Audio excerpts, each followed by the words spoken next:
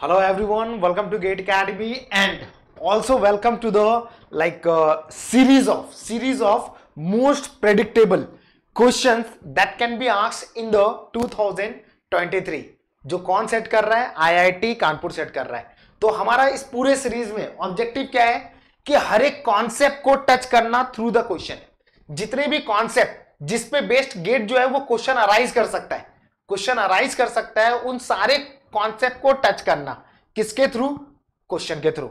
Means revision of concept through the questions. यहां पर हम लोग उल्टा चल रहे हैं, कॉन्सेप्ट को रिवाइज कर रहे हैं लेकिन किसकी मदद से? क्वेश्चंस की मदद से। और ट्राई कर रहे हैं कि जितने भी मैक्सिमम पॉसिबल कॉन्सेप्ट्स है वो हम लोग टच कर ले जाए, ताकि गेट कहीं से भी अगर क्वेश्चन उठाता है, ठीक है ना, किसी भी पॉइंट से क्वेश्चन उठाता है, हम लोग मेंटली प्रिपेयर्ड रहें। उन सारे क्वेश्चंस को अटेम्प्ट करने के लिए हम लोग मेंटली प्रिपेयर्ड रहें। तो ये क्वेश्चन है, आप देख सकते हो 2004 का पूछा गया हुआ क्वेश्चन है और ये क्वेश्चन बेस्ड है किस कॉन्सेप्ट पे? एक्सपोनेंशियल बैकऑफ एल्गोरिथम पे, जो मीडिया एक्सेस कंट्रोल के लिए इंप्लीमेंट होता है। प्योर अलोहा में बेसिकली हम लोग एल्गोरिथम जो यूज करते हैं that is called the exponential backoff algorithm, ठीक है ना। और जो प्योर अलोहा है this is the part of media access control. और मीडिया एक्सेस कंट्रोल का मतलब सभी को पता है, मींस अगर मल्टीपल नोड कॉमन मीडियम को एक्सेस करता है there is a possibility of collision. Now we need to implement a algorithm which can reduce the probability of collision. तो हमारा अल्टीमेट ऑब्जेक्टिव क्या है? कॉलिजन को रिड्यूस करना, क्योंकि जितना कॉलिजन रिड्यूस होगा उतना जो पैकेट है वो सक्सेसफुली क्या होगा? डिलीवर होगा, ठीक है ना। तो इस क्वेश्चन के थ्रू हम लोग थोड़ा सा कॉन्सेप्ट को भी समझेंगे और कॉन्सेप्ट को समझने के बाद फिर हम लोग बैक आएंगे और इस क्वेश्चन को सॉल्व करेंगे। तो let's read the question first of all and then we will try to solve it out. और ये भी देखेंगे कि क्या क्या क्वेश्चन पॉसिबल है, इसी कॉन्सेप्ट पे और क्या क्या क्वेश्चन पॉसिबल है। तो let's read the question first of all and then we will try to find out the other question based on the same concept. Let's see, A and B are only two stations on a Ethernet, ठीक है ना। दो station है, this one is the station A and this one is the station B। और ये दोनों station क्या कर रहे हैं भाई? कॉमन मीडियम को एक्सेस कर रहे हैं। So this is the common medium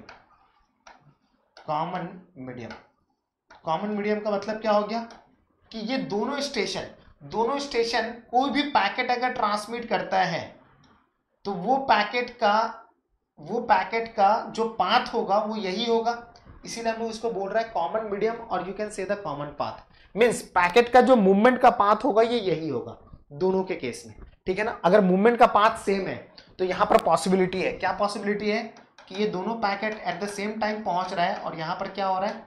collision हो रहा है। तो इस सिचुएशन में कॉलिजन की क्या है? पॉसिबिलिटी है।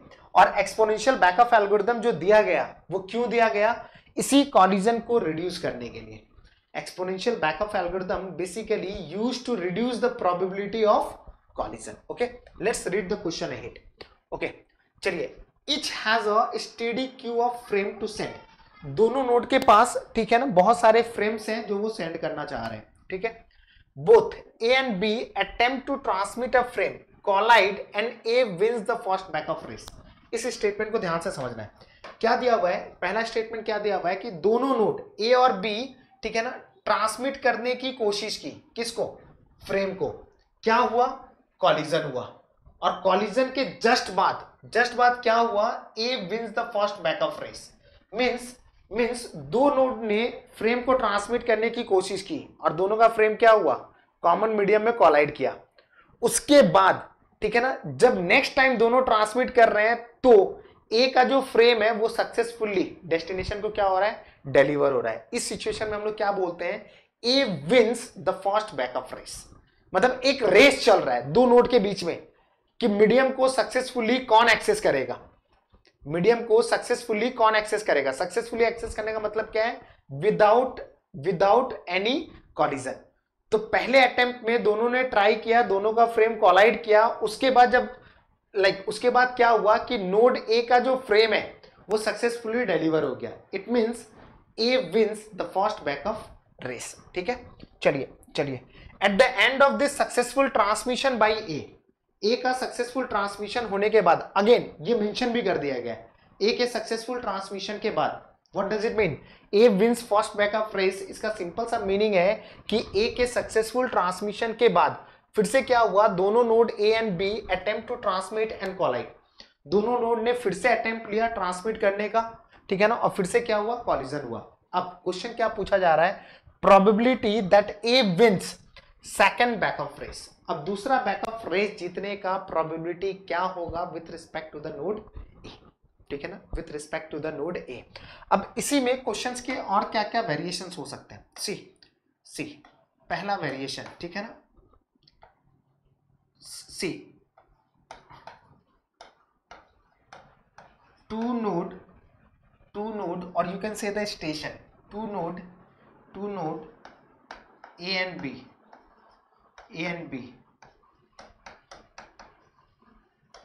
attempt to transmit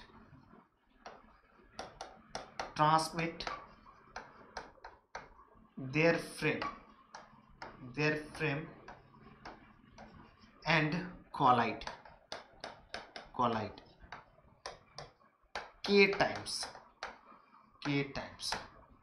so ठीक है।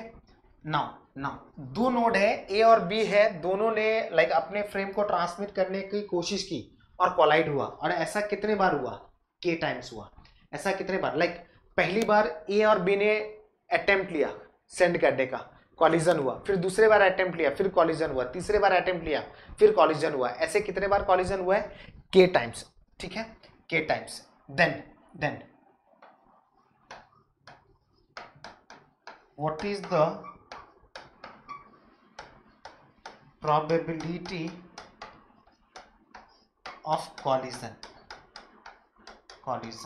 in next transmission,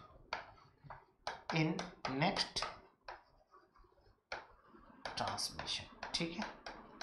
फिर से नेक्स्ट ट्रांसमिशन में कॉलिजन की प्रोबेबिलिटी क्या है, ये आपको पता करना है। तो व्हाट आई वांट, देखिए बहुत सारे स्टूडेंट जो ऑलरेडी पहले से पढ़ते आ रहे होंगे उनको ये क्वेश्चन का अप्रोच पता होगा, इसका सॉल्यूशन भी शायद पता होगा, आंसर भी पता होगा, लेकिन उन सारे रिक्वेस्ट स्टूडेंट से मैं चाहता हूं कि आप सेकंड वाले पार्ट को ट्राई करो। अगर आपका कॉन्सेप्ट क्लियर है तो डेफिनेटली ये क्वेश्चन का भी आप सही आंसर कर पाओगे, ठीक है ना। लेकिन हम इस सेशन में पूरे कॉन्सेप्ट को समझेंगे और उस कॉन्सेप्ट से इन दोनों क्वेश्चंस को सॉल्व करने की कोशिश करेंगे। Now let's move to the concept, okay. So see ये काम कैसे करता है, तो देखिए एक्सपोनेंशियल बैकअप एल्गोरिथम जो है ये बेसिकली काम कैसे करता है, तो ये बेसिकली प्रोबेबिलिटी ऑफ कॉलिजन को रिड्यूस करता है, ठीक है ना। कैसे रिड्यूस करता है, तो एक्सपोनेंशियली रिड्यूस करता है, और इसीलिए इस एल्गोरिथम का नाम दिया गया एक्सपोनेंशियल बैकअप एल्गोरिथम।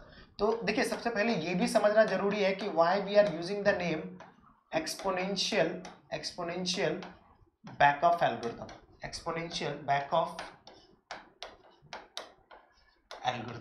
ठीक है ना। तो क्वेश्चन यहां पर ये भी अराइज हो रहा है कि सर इस एल्गोरिथम को एक्सपोनेंशियल बैकअप क्यों बोलते हैं, क्योंकि इस एल्गोरिथम की मदद से होता क्या है कि probability of collision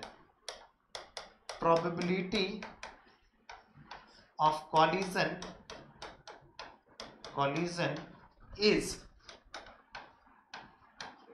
reducing exponentially, ठीक है, एक्सपोनेंशियली। और इसीलिए देखिए बैकअप का मतलब क्या होता है, रिड्यूस होना, पीछे हटना। बैकअप का मतलब क्या होता है, पीछे हटना। रिड्यूस का मतलब क्या होता है, पीछे हटना, ठीक है ना। तो रिड्यूसिंग एक्सपोनेंशियली मतलब एक्सपोनेंशियली क्या हो रहा है, ये बैकअप कर रहा है, and that's why the name was given as exponential backoff. जो प्रोबेबिलिटी ऑफ कॉलिजन है वो एक्सपोनेंशियली क्या हो रहा है, बैकअप कर रहा है, रिड्यूस हो रहा है, और इसीलिए इसका नाम ये दिया गया, ठीक है, इसीलिए इसका नाम ये दिया गया। अब क्वेश्चन ये अराइज हो रहा है कि sir how you are claiming that the probability of collision is reducing exponentially, do you have any proof? Yes I have, और वो आप भी समझोगे, और एक बार समझ गए तो आप कभी भूलोगे नहीं, ठीक है। तो चलिए देखते हैं। तो सी हम लोग एज्यूम क्या कर रहे हैं कि दो नोड है, और दो नोड कॉमन मीडियम को क्या कर रहा है, एक्सेस कर रहा है, ठीक है ना। दो नोड है, ठीक है ना, this is the node A and this is the node B means network में डायग्राम कैसा होगा, कुछ ऐसा होगा। ये दो नोड है, नोड ए एंड बी, और ये दोनों नोड क्या कर रहे हैं, कॉमन मीडियम को इस तरह से एक्सेस कर रहे हैं, ठीक है ना। ये दोनों नोड कॉमन मीडियम को एक्सेस कर रहे हैं, ठीक है। चलिए तो नोड ए के पास भी फ्रेम है, this is the frame F0, node A के पास है, and this is the frame F0 जो किसके पास है, बी के पास है। This is the first frame of the node A and B, ठीक है। तो क्या ये फ्रेम अभी तक कॉलिजन में इन्वॉल्व हुआ है, नहीं हुआ है भाई। अगर ये पहला फ्रेम है जो वो ट्रांसमिट करने वाला है, तो ये क्या अभी तक किसी भी कॉलिजन में इन्वॉल्व है, नहीं है। तो इसके लिए k का वैल्यू क्या होगा, 0। इसके लिए भी k का वैल्यू क्या होगा, 0। यहां पर k क्या रिप्रेजेंट कर रहा है, this is representing the collision number, this is representing collision number, ठीक है ना। मीन्स अगर ये फ्रेम है, ये पहली बार कॉलिजन में इन्वॉल्व हुआ, मतलब ये पहली बार कोलाइड किया, तो इसका k का वैल्यू कितना हो जाएगा, 1 हो जाएगा। दूसरी बार फिर से कोलाइड किया, k का वैल्यू कितना हो जाएगा, 2 हो जाएगा। That is the meaning of collision number. तो ये अभी तक कॉलिजन में इन्वॉल्व नहीं हुआ है, तो इसका भी k का वैल्यू 0, इसका भी k का वैल्यू 0, ठीक है ना। और r हमारा होता है रैंडम वैल्यू, r का मतलब होता है this is the random value, random value. और r का वैल्यू हम लोग कैलकुलेट कैसे करते हैं, तो this belongs to the 0 to 2 to the power k minus 1, ठीक है ना। r का वैल्यू कहाँ से कहाँ के बीच में बिलोंग करता है, तो प्लीज माइंड इट, ओके। ये 0 to 2 to the power k minus 1 के बीच में बिलोंग करता है, ठीक है ना। तो इसी रैंडम वैल्यू की मदद से हम लोग कैलकुलेट करते हैं, क्या कैलकुलेट करते हैं, वेटिंग टाइम। तो वेटिंग टाइम कैसे कैलकुलेट करते हैं, तो this is the r into TF। तो यहाँ पर WT क्या रिप्रेजेंट कर रहा है, the WT is representing the waiting time, waiting time, ठीक है। और ये बेसिकली हम लोग कैसे कैलकुलेट करते हैं, the waiting time is basically calculated with the help of random value into TF। TF का मतलब क्या हो गया, transmission time of a single frame, एक सिंगल फ्रेम का ट्रांसमिशन टाइम। तो मेरे दोस्त अगर k का वैल्यू 0 है, k का वैल्यू 0 है, तो r का वैल्यू भी क्या होगा, 0 होगा, यस और नो। k का वैल्यू 0 है तो r का रेंज क्या होगा, 0 to 0, मतलब r का वैल्यू क्या होगा, 0। तो वेटिंग टाइम भी क्या होगा, वेटिंग टाइम विल बी 0। तो इसके लिए भी वेटिंग टाइम 0 होगा, और नोड बी के लिए भी वेटिंग टाइम क्या होगा, 0। क्यों, क्योंकि r का वैल्यू यहां से क्या आएगा, 0 आएगा। तो इसके लिए भी वेटिंग टाइम 0 है, इसके लिए भी वेटिंग टाइम 0 है। What does it mean, waiting time 0 का मतलब क्या हो गया, without waiting for anything immediately transmit the frame. भाई मेरा वेटिंग टाइम 0 है, इसका मतलब क्या है, मैं इमीडिएटली फ्रेम को ट्रांसमिट करूंगा। लेकिन अगर मेरा वेटिंग टाइम 5 सेकंड है, इसका मतलब क्या है, 5 सेकंड के बाद मैं फ्रेम को क्या करूंगा, ट्रांसमिट करूंगा। Are you getting my point. तो दोनों का वेटिंग टाइम चूंकि 0 है, तो दोनों कॉमन मीडियम को एक्सेस करने की कोशिश करेगा, और इस पॉइंट पे क्या होगा, कॉलिजन होगा, ठीक है ना। इस पॉइंट पे क्या होगा, कॉलिजन होगा। Are you getting my point और नॉट। इस पॉइंट पे क्या होगा, कॉलिजन होगा, ठीक है ना। तो कॉलिजन को हम लोग बेसिकली स्टार से रिप्रेजेंट करते हैं, ठीक है ना, स्टार से रिप्रेजेंट करते हैं। तो दोनों का चूंकि वेटिंग टाइम 0 था, तो दोनों अपने फ्रेम को ट्रांसमिट किया।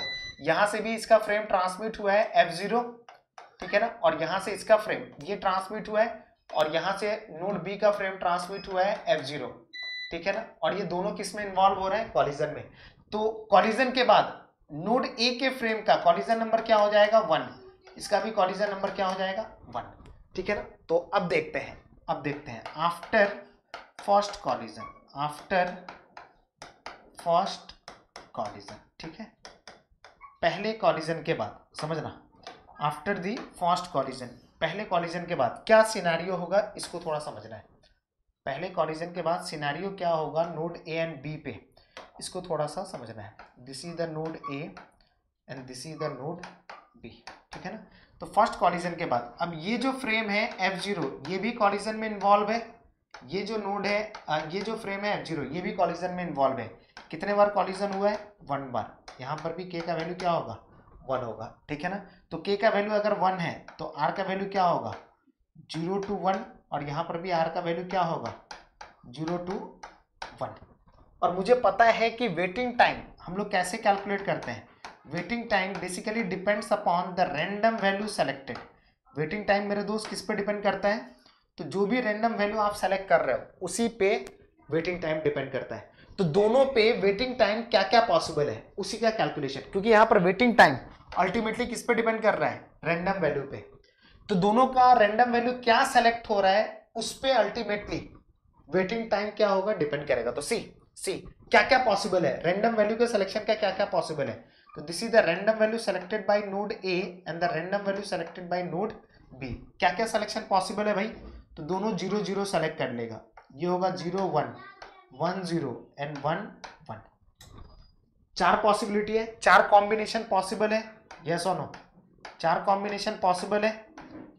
तो मेरे दोस्त अगर दोनों ने रैंडम वैल्यू 0 0 सेलेक्ट किया तो दोनों का वेटिंग टाइम क्या होगा 0 0, और यहां पर क्या होगा, इस पॉइंट पे कॉलिजन होगा, इस पॉइंट पे क्या होगा, कॉलिजन होगा। भाई इसने भी रैंडम वैल्यू 0 सेलेक्ट किया, इसने भी 0 सेलेक्ट किया, without waiting for anything both the node will immediately transmit there data frame, क्या होगा, कॉलिजन होगा। अगर इसने रैंडम वैल्यू 0 सेलेक्ट किया है, इसने 1 सेलेक्ट किया है, तो see waiting time for node A ये कितना आएगा 0, and waiting time for node B ये कितना आएगा TF। इसका मतलब क्या है, इसका मतलब क्या है, सबसे पहले नोड ए अपने फ्रेम को ट्रांसमिट करेगा और TF टाइम के बाद नोड बी ट्रांसमिट करेगा। तो भाई TF टाइम तक में तो नोड ए अपने फ्रेम को सक्सेसफुली ट्रांसमिट कर चुका रहेगा, यस और नो। भाई नोड ए का वेटिंग टाइम 0 है, मतलब नोड ए इमीडिएटली अपने फ्रेम को ट्रांसमिट किया, तो नोड ए को अपने फ्रेम को कंप्लीटली ट्रांसमिट करने में कितना टाइम लगेगा TF, और उस टाइम के बाद नोड बी अपना ट्रांसमिशन कर रहा है। तो कॉलिजन कभी होगा, नहीं होगा, कॉलिजन कभी होगा क्या, नहीं होगा। Are you getting my point और नॉट। मेरा सक्सेसफुल ट्रांसमिशन के बाद कोई दूसरा नोड ट्रांसमिट कर रहा है तो कॉलिजन कभी भी नहीं होगा, ठीक है ना। तो यहां पर क्या हो रहा है, यहां पर क्या हो रहा है, जो ए है, नोड ए जो है वो बैकअप रेस को जीत रहा है, ए विंस का मतलब क्या हो गया, ए जो है अपने फ्रेम को सक्सेसफुली ट्रांसमिट कर रहा है। से अगर ये 1 0 होता है तो कौन जीतेगा, बी विंस, और अगर 1 1 होता है तो दोनों TF टाइम के लिए वेट करेगा, और जैसे टाइमर एक्सपायर होगा दोनों अपने फ्रेम को ट्रांसमिट करेंगे, और वो किस में इन्वॉल्व होगा, कॉलिजन में। तो यहां पर इस पॉइंट पे क्या होगा, कॉलिजन होगा। तो मेरे दोस्त इस डेटा से अगर आपसे कोई पूछे प्रोबेबिलिटी ऑफ कॉलिजन क्या होगा, तो भाई टोटल कॉम्बिनेशन कितने हैं पॉसिबल है, 4 में से कितने कॉम्बिनेशन में कॉलिजन हो रहा है, 2 कॉम्बिनेशन में, तो 2/4, सो दिस इंप्लाइज 50%, ठीक है। और probability of winning backup race by A ये कितना है, ए क्या जीतने का चांस कितना है भाई, तो एक ही बार है 4 कॉम्बिनेशन में, तो 1/4 इज इक्वल टू आ जाएगा 25%। एंड सिमिलरली बी के जीतने का चांस कितना होगा, 1/4 इज इक्वल टू 25%। यहां से एक बात और समझ में आ रहा है कि अगर सारे कॉम्बिनेशंस को आपने ले लिया तो मुझे एक बात तो पता है कि probability of collision, probability of winning the backup race by A plus probability of winning the backup race by B, ये ऑलवेज कितना होगा, 1 के बराबर होगा, यस और नो, ये तो पता ही होगा, ये ऑलवेज कितना होगा, मींस अगर आपने सारे पॉसिबिलिटी को उठा लिया है तो इसका सम ऑलवेज क्या होगा, 1 होगा, यस और नो, ऑलवेज क्या होगा, 1 होगा। इज दैट क्लियर, बात समझ में आ रहा है। तो देखिए हम लोग यहां पर क्या ऑब्जर्व कर रहे हैं कि इनिशियली ये हमारा इनिशियल फेज था, तो इनिशियली मेरे दोस्त इनिशियली प्रोबेबिलिटी ऑफ कॉलिजन कितना था, 100% था, कितना था भाई, 100% था। After first collision probability of collision कितना हो गया है, 50%, ठीक है ना। अब यहां पर हम लोग एक चीज मान करके चल रहे हैं, assume A wins first backoff race,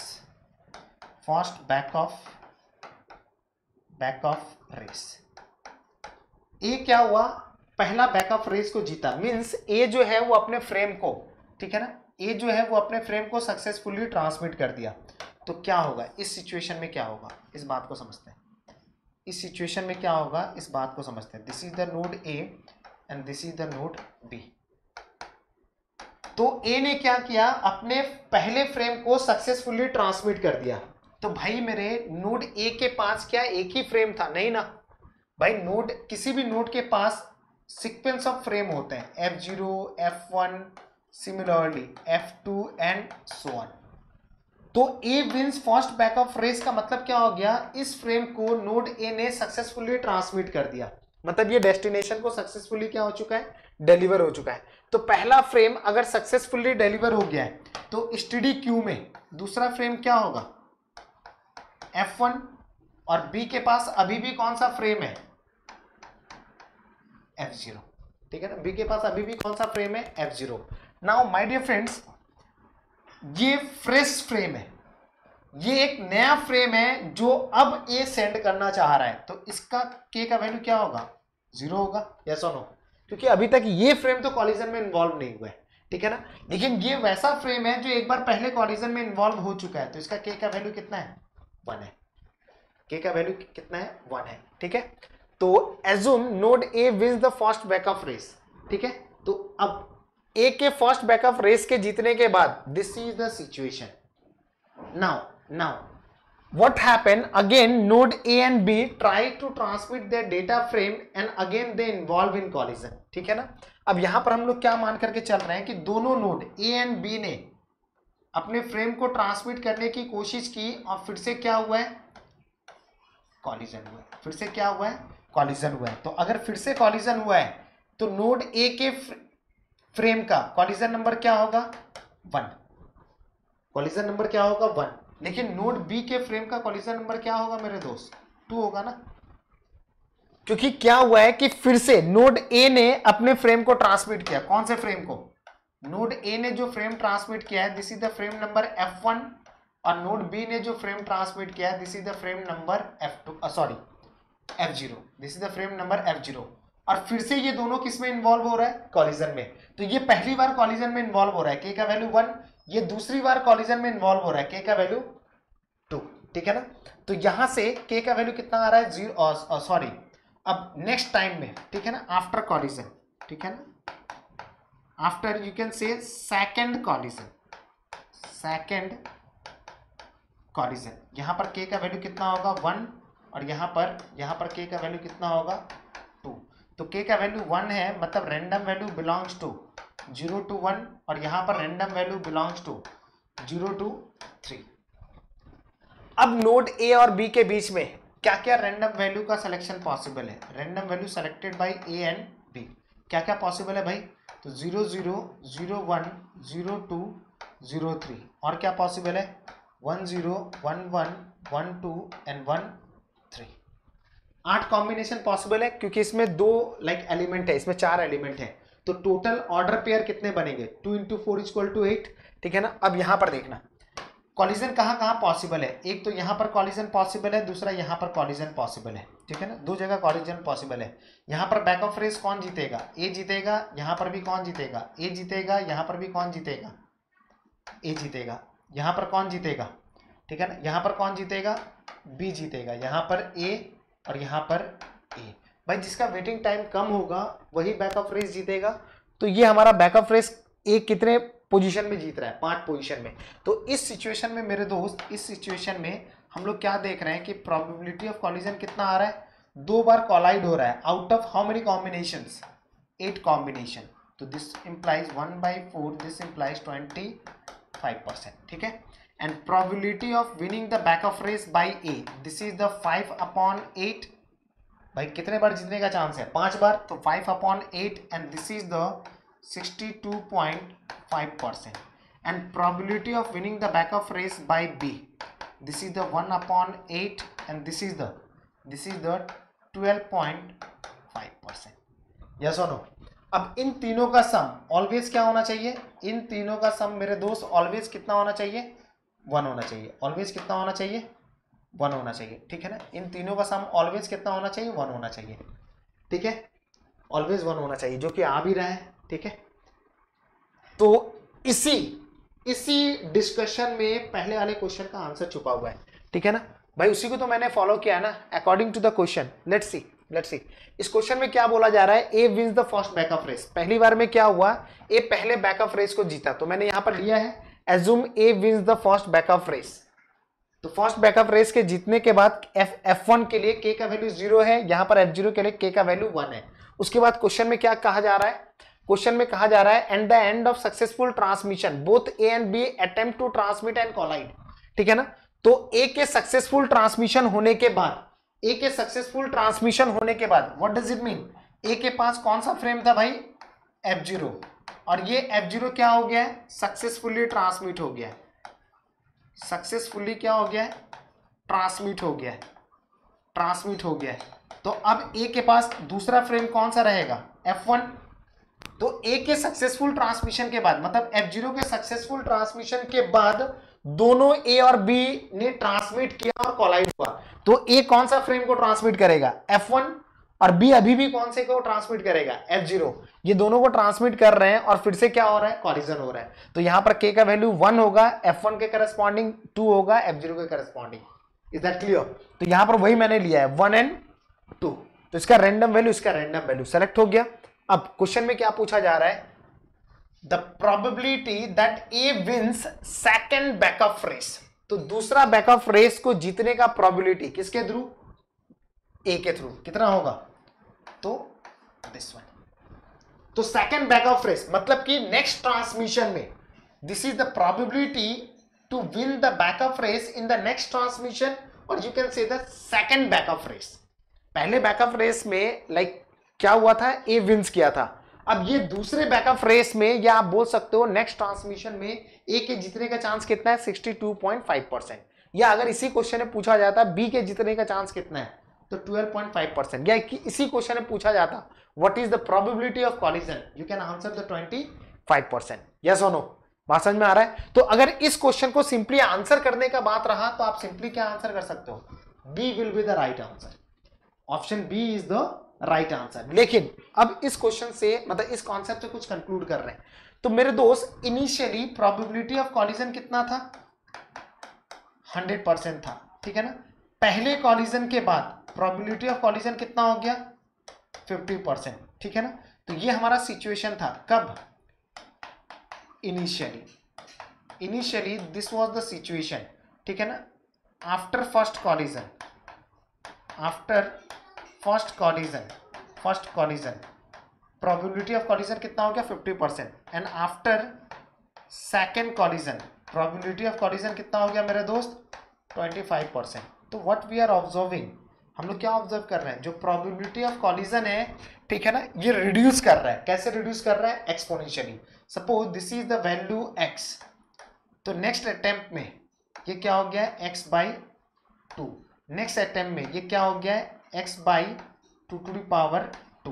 तो यहां पर हम लोग क्या ऑब्जर्व कर रहे हैं कि प्रोबेबिलिटी जो कॉलिजन है ये रिड्यूस हो रहा है, reducing exponentially, and that's why name was given as exponential backoff algorithm, ठीक है ना। तो हम लोग क्या ऑब्जर्व कर रहे हैं, इनिशियली 100% था, मतलब suppose this is the value x। Next first collision के बाद प्रोबेबिलिटी क्या हो गया, x/2। सेकंड कॉलिजन के बाद क्या हो गया, x/2²। थर्ड कॉलिजन के बाद क्या होगा, x/2⁻10। बात समझ में आ रहा है। तो ये मुझे पता चल गया। अब इस क्वेश्चन को सॉल्व करने की कोशिश करते हैं। क्या दिया हुआ है कि 2 station A and B attempt to transmit their frame and collide k times. What is the probability, please try to understand, what is the probability of collision in next transmission. मेरे दोस्त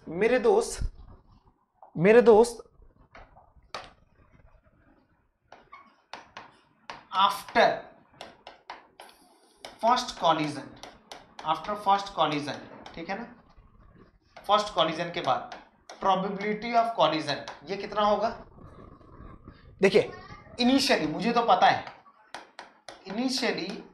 इनिशियली जो probability of collision होता है वो कितना होता है, 1। और same thing you can write 100%, yes और नो, 100%। बात समझ में आ रहा है। After first collision probability of collision क्या होता है, 1/2, ठीक है ना। आफ्टर सेकेंड कॉलिजन, अभी जस्ट हम लोगों ने देखा था प्रोबेबिलिटी ऑफ कॉलिजन कितना होगा, ये एक्सपोनेंशियली हमेशा क्या होगा, रिड्यूस होगा, तो 2⁻²। After third collision probability of collision कितना होगा मेरे दोस्त, तो दिस इज द 1/2⁻3, ठीक है ना। And similarly after kth collision probability of collision ये क्या होंगे 1/2k and this one will be your right answer. तो kth कॉलिजन के बाद प्रोबेबिलिटी ऑफ कॉलिजन कितना होगा 1/2k। तो जो नेक्स्ट ट्रांसमिशन है उसमें प्रोबेबिलिटी ऑफ कॉलिजन कितना होगा 1/2k। अब इसी क्वेश्चन में आपसे यह भी पूछा जा सकता था कि what is the probability of winning the backup race by the node A in next transmission, ठीक है ना। इसमें यह भी क्वेश्चन पूछा जा सकता था कि what is the probability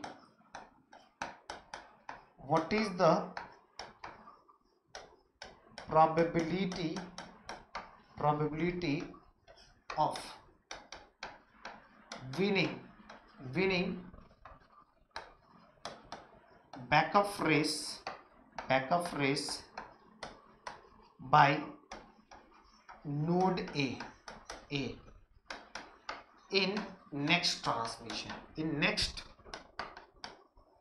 transmission अगले ट्रांसमिशन में ए के जीतने का चांसेस क्या होगा। This could be also a question.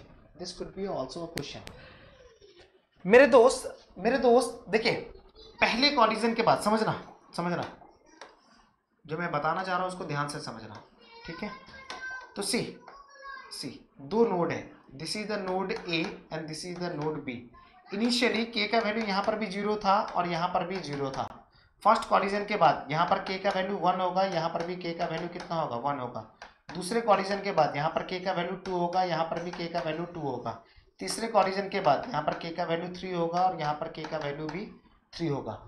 तो एक दो को एनालाइज करते हैं, आपको एक आइडिया मिल जाएगा। देखिए पहले कॉलिजन के बाद यहाँ पर भी के का वैल्यू 1 है और यहाँ पर भी 1 है, मतलब कि यहाँ पर भी रैंडम वैल्यू का रेंज 0 to 1 होगा और यहाँ पर भी रैंडम वैल्यू का रेंज 0 to 1 होगा। तो इस सिचुएशन में रैंडम वैल्यू क्या क्या सेलेक्ट हो सकता है 0 0 0 1 1 0 and 1 1। Are you getting my point? ये रैंडम वैल्यू क्या हो सकता है सेलेक्ट हो सकता है। तो इस सिचुएशन में प्रोबेबिलिटी ऑफ कॉलिजन कितना आएगा 50%, ठीक है ना। And probability of winning the backup race by A ये कितना आएगा 25%, ठीक है ना। And probability of winning the backup race by B ये कितना आएगा 25%, ठीक है ना 25%। समझ में आ रहा है? चलिए इस सिचुएशन में क्या होगा जब दोनों का वैल्यू k इक्वल टू अगर k इक्वल टू 2 होता है तो क्या होगा। तो यहाँ पर जो रैंडम वैल्यू का रेंज होगा 0 1 2 एंड 3, यहाँ पर भी क्या होगा 0 1 2 एंड 3, ठीक है। तो कितने पॉसिबल कॉम्बिनेशन बनेंगे 0 0 0 1 0 2 0 3 1 0 1 1 1 2, ठीक है ना 1 3। सिमिलरली ये मैं क्यों कर रहा हूं अभी आपको समझ में आएगा, ठीक है ना 2 0 2 1 2 2 2 3 3 0 3 1 3 2 एंड 3 3, ठीक है। तो कौन कौन से पॉइंट पे कॉलिजन के पॉसिबिलिटी है, एक तो यहां पर कॉलिजन होगा, एक दोनों जब 1 1 होगा, या दोनों जब 2 2 होगा, या दोनों जब 3 3 होगा, ठीक है ना। तो प्रोबेबिलिटी ऑफ कॉलिजन यहां पर मेरे दोस्त कितना होगा, तो दिस इज द 4/16, ठीक है ना। और यू कैन राइट 1/8 और यू कैन राइट 1/2⁻3 लिख सकते हो, ठीक है ना। And probability of winning the backup race by A, यहां पर ए जीतेगा, यहां पर भी ए जीतेगा, यहां पर भी ए जीतेगा, ठीक है। यहां पर भी ए जीतेगा, यहां पर भी ए जीतेगा, और ए कहां जीत सकता है, ठीक है ना। यहां जीतेगा क्या, नहीं, यहां पर भी ए जीतेगा, ठीक है ना। बाकी कहीं पर भी ए जीत सकता है क्या, नहीं जीतेगा, ठीक है ना। तो probability of winning the backup race by A ये कितना आ रहा है, कितने पॉइंट पे ए जीत रहा है 1 2 3 4 5 6, तो आप क्या लिखोगे 6/16। Similarly probability of winning the backup race by B ये कितना आ रहा है, तो बी के जीतने का पॉइंट कितना है 1 2 3 4 5 6, तो बी के जीतने का पॉइंट भी कितना है 6/16। So what we are observing, see यहां पर भी probability of winning the backup race by A and B दोनों क्या है सेम है, यहां पर भी दोनों का क्या है सेम है, बात समझ में आ रहा है। और मुझे पता है इन तीनों का सम मतलब कि probability of collision plus probability of winning the race by A and plus probability of winning the race by B, ये ऑलवेज क्या होगा 1 होगा। ठीक है, ऑलवेज क्या होगा 1 होगा। और मुझे पता है कि probability of winning the race by A is equal to the probability of winning the race by B, ये दोनों क्या है हमेशा इक्वल है। तो ये क्या आ जाएगा probability of collision plus 2x is equal to क्या लिख सकते हो 1 लिख सकते हो। एंड प्रोबेबिलिटी ऑफ कॉलिजन अगर मुझे पता चल जाए, ठीक है ना, तो यहां पर क्या लिखेंगे 2x is equal to 1 minus P of C, ठीक है ना। तो यहां से x क्या आएगा तो 1 minus P of C divided by 2। तो this is the probability of winning the back of race, probability of winning the back of race by the node x। Yes और नो? तो इस क्वेश्चन का answer क्या होगा? तो अगर मैंने probability of collision find out कर लिया तो probability of winning the back of race by A और बाय बी दोनों हमेशा सेम है तो और लिख सकते हैं। ये ऑलवेज क्या होगा तो 1 minus 1 by 2 to the power k divided by 2। Is that clear? बात समझ में आ रहा है? अगर इसको आपने ब्रेक भी किया तो क्या आएगा, ये आएगा 2 टू द पावर, इसको क्रॉस मल्टीप्लाई करिए तो 2 to the power k minus 1 divided by 2 to the power k plus 1। This one will be your answer. ठीक है ना। तो सपोज आफ्टर थर्ड कॉलिजन अगर पूछता, ठीक है ना, आफ्टर थर्ड कॉलिजन अगर आपसे आंसर पूछा जाता after third collision probability of winning the back of race by A क्या होगा, ये सपोज एक तीसरे टाइप का क्वेश्चन पूछा जाता तो डायरेक्टली आप इसको इंप्लीमेंट कर सकते हैं। कैसे इंप्लीमेंट करेंगे 2 to the power 3 minus 1 divided by 2 to the power 3 plus 1। So this implies 7 divided by क्या लिखोगे 7 divided by 2 to the power 4 16 आएगा। कहीं गलती कर रहे हैं क्या? कहीं कुछ गलती तो नहीं हो रहा है? आफ्टर द थर्ड कॉलिजन और like 2 to the power 3 minus 1 कहीं कुछ गलत तो नहीं कर रहे हैं ना? इसको यहाँ पर ले गए तो 1 माइनस पी ऑफ सी का वैल्यू था 1 बाई 2 टू द पावर के, ठीक है ना। तो x इज इक्वल टू हो जाएगा this one divided by 2, so this one.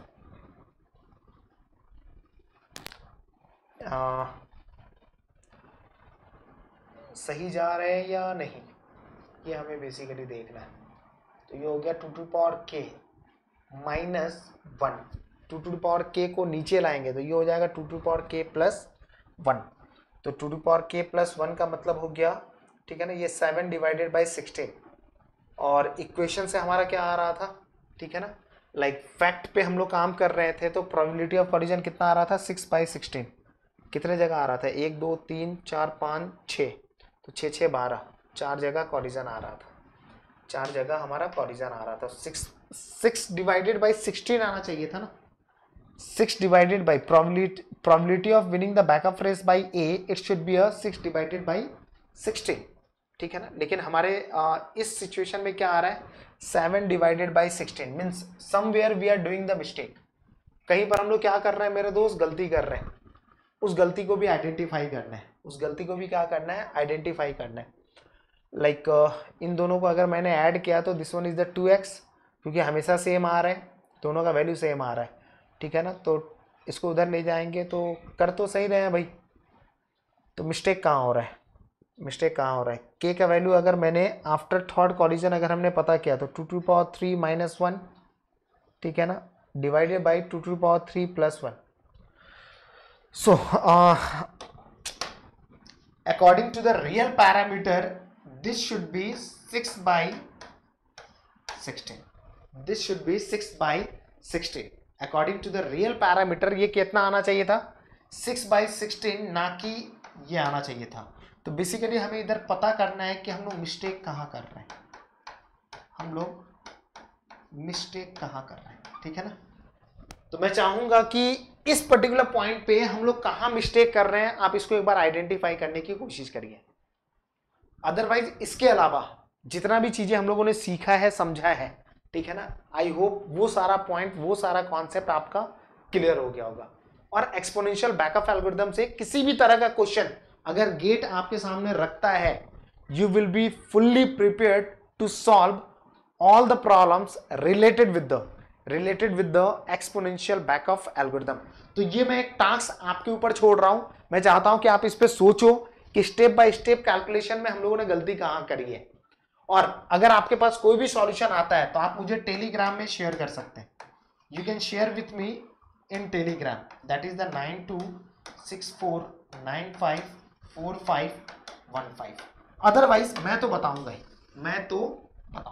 ठीक है भाई, तो यहीं पर हम लोग क्लास वाइंड अप करते हैं. मिलेंगे अगेन नेक्स्ट क्लास में नए प्रॉब्लम के साथ और नए कॉन्सेप्ट के साथ, क्योंकि हमारा अल्टीमेट ऑब्जेक्टिव क्या है, सारे कॉन्सेप्ट को प्रॉब्लम के थ्रू रिवाइज करना, ताकि आईआईटी कानपुर 2023 में किसी भी तरह का क्वेश्चन आपके सामने रखे, you will be fully mentally prepared कि इस क्वेश्चन को कैसे सॉल्व किया जाए. Okay, so that's all about this session. Again see you in the next session.